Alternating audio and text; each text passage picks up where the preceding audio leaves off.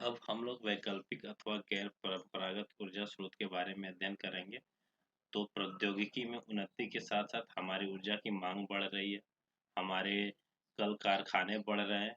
हम लोग मशीनों पे ज़्यादा निर्भर करने लगे हैं। हमारा जीवन स्तर बढ़ रहा है। तो हमारी जो ऊर्जा की जो ज़रूरत है वो बढ़ती जा रही है। इस हालात में हमें ऊर्जा के वैसे स्रोतों के बारे में खोज करना है, उनका उपयोग करना है ताकि हम अपनी ऊर्जा की ज़रूरतों को पूरा कर सकें।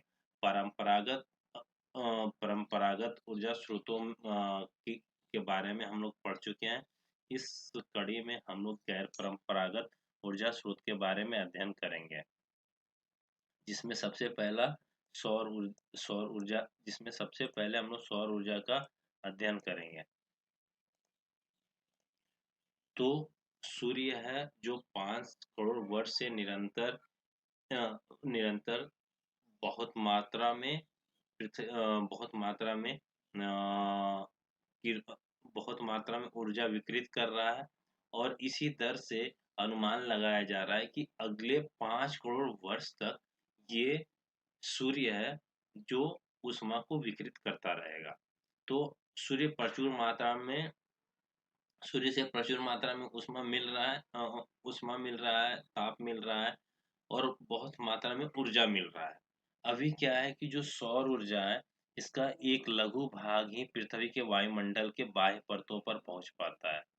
और इसका लगभग आधा भाग जब पृथ्वी की किरणें वायुमंडल को होकर गुजरती है तो इसका आधा भाग अवशोषित हो जाता है और आधा भाग पृथ्वी के सतह तक पहुंच पाता है। जो पृथ्वी का पृष्ठ है, पृथ्वी का सतह है, उस पर पहुंच पाता है। अभी अभी भारत की बात करें तो भारत एक भाग्यशाली देश है, क्योंकि यहाँ सौर ऊर्जा प्रचुर मात्रा में है। और ये जो सौर ऊर्जा है, इसकी जो कैपेसिटी है, इसकी जो क्षमता है वो 5000 ट्रिलियन किलोवाट घंटा सौर ऊर्जा है।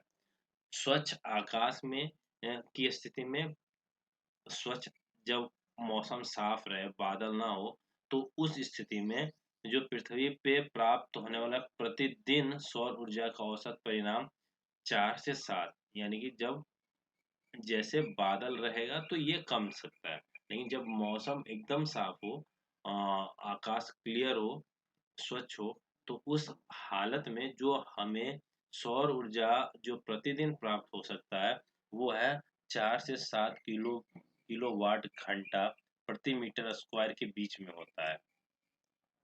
अभी एक शब्द है सौर स्थिरांक। सौर स्थिरांक क्या होता है? तो जो पृथ्वी के वायुमंडल की परिरेखा है, जो उसका आउटर सरफेस है, बाहरी सरफेस है, उस पे जो सूर्य की किरणें लंबवत पड़ती है, और ये प्रति एकांक क्षेत्रफल प्रति सेकंड पहुंचने वाली सौर ऊर्जा को सौर स्थिरांक कहते हैं। यानी कि पृथ्वी के बाहरी सतह पे जो सूर्य की लंबवत किरणें पड़ती है, ये एकांक क्षेत्रफल प्रति सेकंड जितनी पहुंचती है, जितनी सौर ऊर्जा पहुंचती है, उसको सौर स्थिरांक कहते हैं। और इसमें ये माना जाता है कि जो सूर्य और पृथ्वी के बीच, और इसमें जो दूरी ली जाती है वो सूर्य और पृथ्वी के बीच की औसत दूरी ली जाती है। और इसका जो मान है, इसका जो सन्निकट मान है, इसका जो एक्चुअल मान है, वास्तविक मान वो तो हमें पता नहीं, लेकिन इसका जो सन्निकट मान है 1.4 यानी 1.4 किलो जूल प्रति सेकंड प्रति वर्ग मीटर, अथवा 1.4 किलो वाट पर मीटर स्क्वायर है। ठीक है। तो सौर स्थिरांक क्या है? जो पृथ्वी का जो बाहरी परिरेखा है, परिरेखा मतलब आउटर एज, बाहरी छोर है, उस पे जो सूर्य की किरणें लंबवत गिरती है, वो सूर्य किरणें प्रति एकांक क्षेत्रफल और प्रति सेकंड में कितनी सौर ऊर्जा देती है, इसको सौर स्थिरांक कहते हैं। जबकि हम लोग मानते हैं कि इस समय जो दूरी है सूर्य और पृथ्वी की, वो औसत दूरी के बराबर है। और इसका सन्निकट मान 1.4 किलो जूल और 1.4 किलोवाट पर मीटर स्क्वायर है। ठीक है। तो सौर स्थिरांक किसे कहते हैं, ये ध्यान रखना है। और इसका सन्निकट मान क्या है, ये भी हमें ध्यान में रखना है। अब अब हम लोग एक क्रियाकलाप कर सकते हैं, ये साधारण क्रियाकलाप है। अगर हम दो शंक्वाकार मतलब शंकु टाइप का फ्लास्क लेते हैं, कोई बर्तन लेते हैं और एक को हम सफेद रंग से और एक को हम काले रंग से पेंट कर देंगे। एक को हम सफेद रंग से पेंट कर देंगे, एक को काले रंग से पेंट कर देंगे और इसको हम धूप में छोड़ देंगे, उसमें पानी भर के धूप में छोड़ देंगे। तो हम लोग क्या ऑब्जर्व कर पाते हैं, हम लोग देख पाते हैं कि जो काले रंग का फ्लास्क का पानी है वो ज्यादा गर्म हो गया। क्यों? क्योंकि कृष्ण कलर है वो सारे कृष्ण कलर है वो स- सारे रेज को एब्जॉर्ब करता है, अवशोषित करता है। सारे रंग को, सारे किरणों को अवशोषित करता है। और जो सफेद कलर है वो सारे किरणों को परावर्तित करता है। अब हम लोग उसमें पानी भर के एक शंक्वाकार मतलब शंकु के आकृति का दो फ्लास्क लेंगे, एक को काले रंग से एक को सफेद रंग से पेंट कर देंगे। उसके बाद उसमें पानी भर देंगे और उसको धूप में छोड़ देंगे। उसके बाद हम देखेंगे कि जो काला रंग का जो शंक्वाकार और जो शंकु की तरह जो फ्लास्क है, जो बर्तन है या जो ट्यूब है, वो अ, ज्यादा गर्म हो जाएगा। क्यों? क्योंकि काला रंग है अधिक ऊष्मा अवशोषित करता है। तो जो काला रंग है वो अधिक ऊष्मा अवशोषित करता है। सौर सोलर कुकर यानी जिस सोलर कुकर शब्द हम लोग बहुत बार सुने होंगे। इसी को हिंदी में हम लोग सौर कुकर बोलते हैं। सौर कुकर में भी और सोलर जल ताप को यानी कि सूर्य के द्वारा सूर्य के उष्मा ऊर्जा के द्वारा जल को हम लोग गर्म करते हैं। वैसे जैसे सोलर कुकर है उसमें हम लोग सिर्फ जल को गर्म करते हैं, सोलर कुकर में हम लोग खाना बनाते हैं। और सौर जल तापकों में सन के सूर्य के प्रकाश से जो ऊर्जा मिल रही है, जो उष्मा ऊर्जा मिल रही है, उससे हम लोग पानी गर्म करते हैं। उसको बोलते हैं सौर जल सौर जल तापक। तो सोलर कुकर ये और सौर कुकर और सौर जल तापकों में इसीलिए हम लोग काले कलर का इसी विधि का उपयोग करते हैं। ठीक है? इसी तरह इसी इसी विधि का उपयोग करते हैं। उसका जो अ, उस उसके जो अंदरूनी भाग का जो रंग होता है वो काला होता है ताकि ज्यादा से ज्यादा ये ऊष्मा अवशोषित अवशोषित कर सके। अब क्या है कि बहुत सारे सोलर कुकर में सूर्य की किरणों को फोकसित करने के लिए, एकत्रित करने के लिए हम लोग क्या करते हैं, दर्पण का उपयोग करते हैं। बहुत सारे सोलर कुकर है जिसमें सूर्य को किरणों की एकत्रित करने के लिए, जमा करने के लिए एक जगह पड़े जहाँ पे खाना हो, उसके लिए हम लोग क्या करते हैं, दर्पण का उपयोग करते हैं। जिससे इसका ताप अगर अवशोषित होगा, सूर्य की किरणें जब अवशोषित होगी तो इसका ताप क्या होगा, और भी अधिक बढ़ जाएगा। यानी कि और उष्मा अवशोषित होगी और ताप है वो और भी उच्च हो जाता है। और सौर कुकर का जो सौर कुकर में जो कांच की सीट का सौर कुकर में जो ढक्कन होता है वो कांच की सीट का होता है। और ये इसको हम लोग देख सकते हैं जैसे पौधागर प्रभाव में जो किरणें अवशोषित होती हैं तो ग्रीन जो मतलब जो गैसें हैं उन उसके कारण कैसे गर्मी बनी रहती है, उसी तरह जो सोलर कुकर है या सौर कुकर है, इसमें जो भी किरणें अवशोषित होती हैं उसके लिए ऊपर का जो सी ऊपर का जो ढक्कन होता है वो कांच का होता है।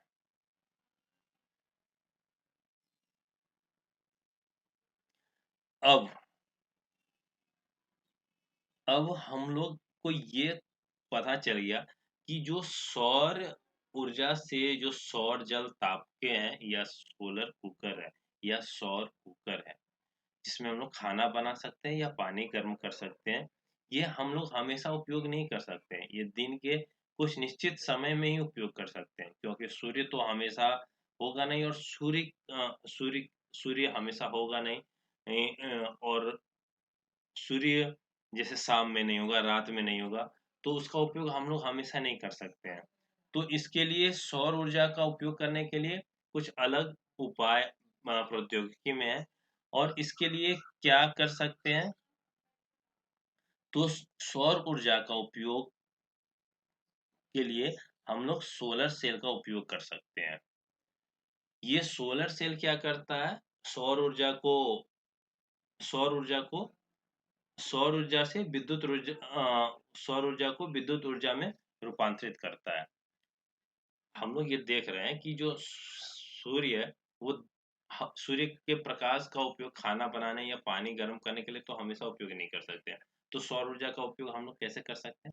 तो इसके लिए हम लोग क्या करेंगे, सोलर सेल बनाएंगे। सोलर सेल बनाएंगे। और ये जो सोलर सेल क्या करेगा, सौर ऊर्जा को विद्युत ऊर्जा में रूपांतरित करेगा। अब धूप में जब भी ये सेल रखा जाएगा, सेल मतलब बैटरी टाइप सेल, बैटरी को ही कहते हैं। तो सोलर सौर वाला बैटरी है, ठीक है, ये सोलर सेल है। इसको सोलर सेल अंग्रेजी में बोलते हैं।